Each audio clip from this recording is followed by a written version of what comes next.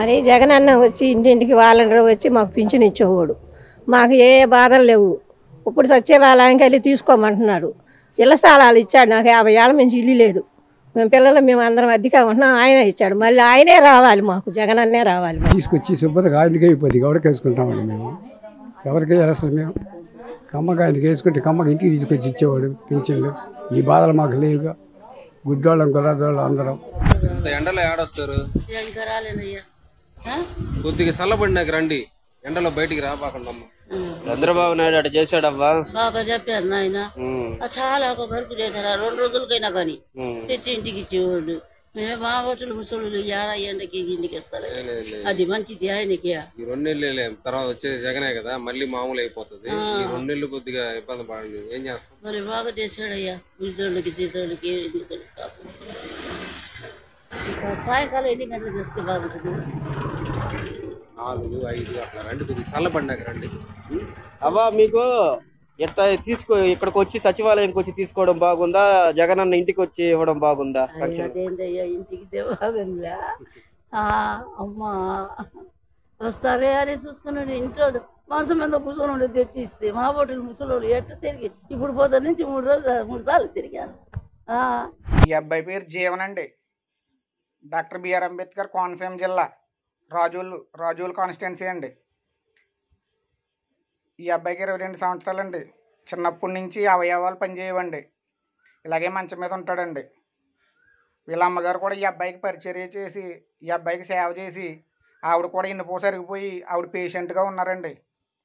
ఇన్ని రోజులు జగన్ గారి ప్రభుత్వంలో వాలంటరీ వ్యవస్థ ఉండటం వల్ల 6 గంటలకి ఉదయాన్నే 6 గంటలకు పెన్షన్ అట్టుకొచ్చి ఇచ్చేసేవారండి.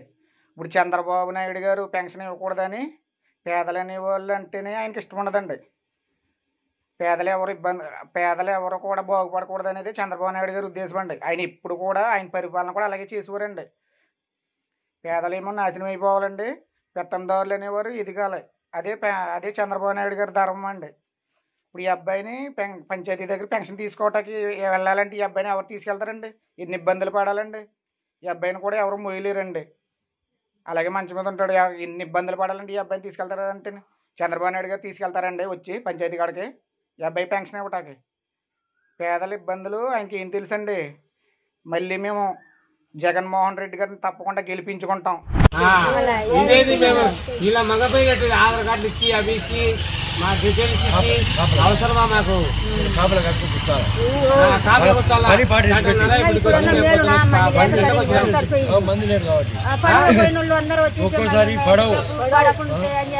ఏది ఇది కర్మ, మాకు కర్మనది. నచ్చినాక జగనన్న పాపం కొత్తనే 3కి వచ్చి ఇచ్చిపోతున్నా, మాకు దిగు లేకుండా. ఏంది కర్మరని అమ్మా, పనులే పాటలే. నేనైతే నాకు 1000 రూపాయలు జీతం కానీ నేను 1000 రూపాయలు అయితే ఏం చేయాలా? పనులే పాటలే. ఏంది ఇది? ఏమన్నా పద్ధతి అయితే ఏమన్నా? మా అమ్మ అయితే తీసుకుని వచ్చింది నేర్చుకుంటా పాపం.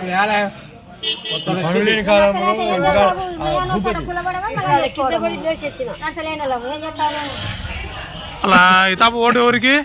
జగనన్నకే. ఎవరికేమో మేము వచ్చేది 110 సీట్లు వచ్చాయి. జగనన్నకి ఏం భయంలే, చూస్తాడు. ఇంత అన్యాయమా? కూర్చొని 8:30కి వచ్చి